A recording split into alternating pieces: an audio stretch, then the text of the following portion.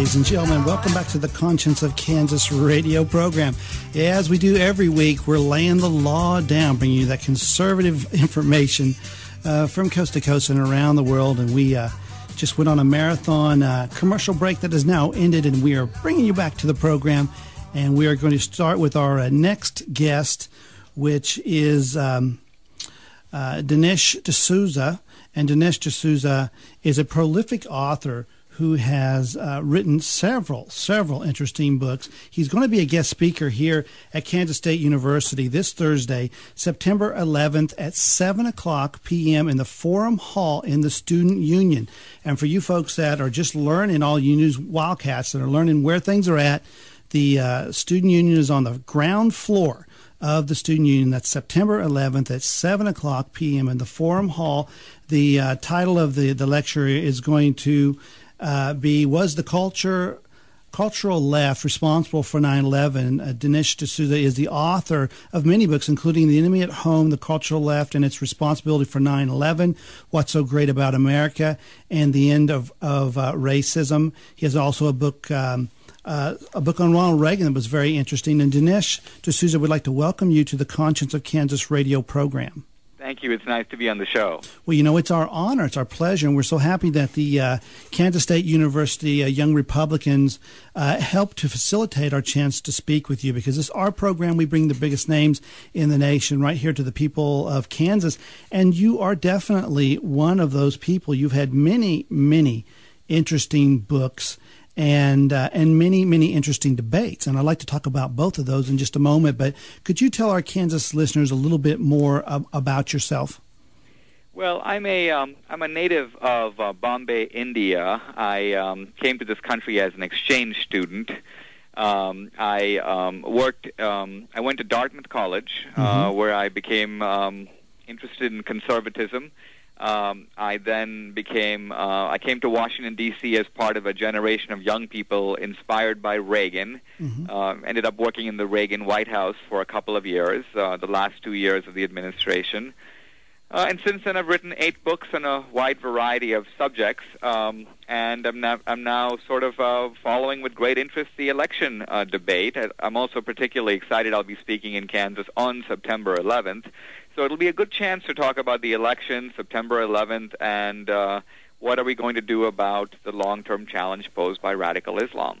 Well, and that is the question. And it's a question that some folks just don't want to deal with. They don't want to address. They don't want to believe that there's anything there. There seems to be a movement in our culture, whether you call it political correctness, whether you call it stupidity, whatever term you want to go, where we're not allowed to have that debate hardly. And when you bring it up and you say, let's talk about this, let's see if we can address some of the inconsistencies that we see, that you're vilified and you're attacked. Well, you know, it's a paradox, because in a strange way, the success of the Bush administration in forestalling or preventing, we haven't had a major attack, not even an attempted attack, since 9/11. Right. Now, had there been an attack or 2 or 3, nobody would be asking, hey, why are our troops in Iraq? Why do we have all those fellows in Afghanistan? Why?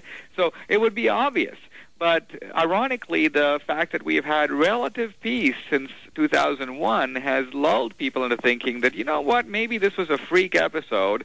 Maybe maybe we just have to go get those guys who did 9/11, but there are no more like them. Right. And so there's a little bit of apathy, and that can be a little dangerous. Absolutely. And when I look at that, you know, my area of research is terrorism and national security, and I wrote a book on the Patriot Act back in 2007. And in those 3 years I researched, I saw that the United States wasn't the victim of a terrible day on September 11th. We were that was sort of the end result of a myriad of attacks that we'd had through the 90s on the U.S., on our influences around the world, and that it culminated into that point.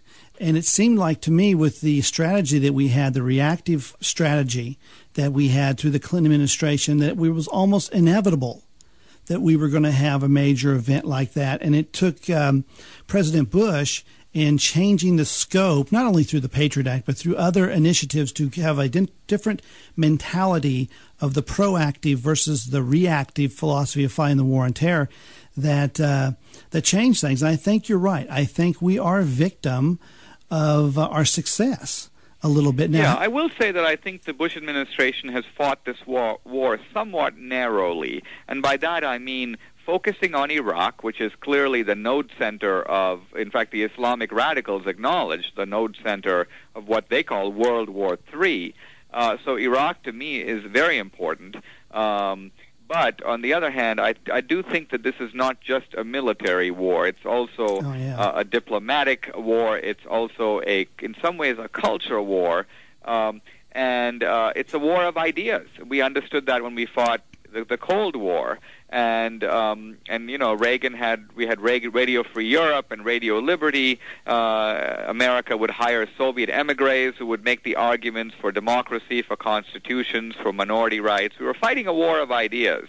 And Absolutely. I think that part of it has gotten a little bit neglected. And I'd like to see the McCain people pick it up and in some ways develop a more comprehensive strategy than we've seen so far. Absolutely. Let me pick your brain a little bit about this book you have, The Enemy at Home. Can we look back now, and now that we are in a post 9/11 world, and can we see that the events that led up to that, are they a factor, are they a product of the cultural left? Well, the clear answer, is yes, but you have to be a little careful here because, first of all, I wouldn't have written this book in 2002 because when you first have an attack of this magnitude, 9/11, the immediate impact is who are the guys who did it? Let's go get those guys. Right. But when you have a little bit of perspective, a few years to look at it, then you realize that this is a little more complex. There are certain things that led up to this. It's a little bit like if we were looking at World War II and I were to say European appeasement and its role in the rise of Hitler. No one would bat an eyelid because today it's widely understood that while Hitler invaded Poland and Hitler invaded France and so on, but nevertheless you can ask questions like, but how did Hitler get so strong in the 1930s? What emboldened Hitler to think he could invade these countries with impunity and get away with it? And it turns out that the very pusillanimous and weak-kneed response of the European countries, including Britain and France, 1930s, gave Hitler the sense that he could kick everybody around and get away with it. Well, coming now to 9/11, let's remember that right after the Cold War, Bin Laden said, "Hey, we the Arab Afghans, we the rebels, the Muslim rebels have pushed the Soviets out of Afghanistan. It's propelled the beginning of the end of the Soviet Empire. But you know what? The fact that this one superpower came down so easily, maybe the other superpower, America, is not so tough either." And I think if you look at those attacks of the 1990s, from the Khobar Towers bombing to the attack on the U.S. embassies in East Africa to the attack on the USS Cole, those were ways of testing America's resolve. Absolutely. And when the Clinton administration did little or nothing, in one case, almost worse than nothing, because by lobbing some grenades into a tent in Afghanistan and killing 4 camels, we basically showed a sort of lack of seriousness about responding to these attacks. I think those are the factors that helped embolden Bin Laden in saying, you know what, America really is a paper tiger. They really are going to run if you kick them hard enough.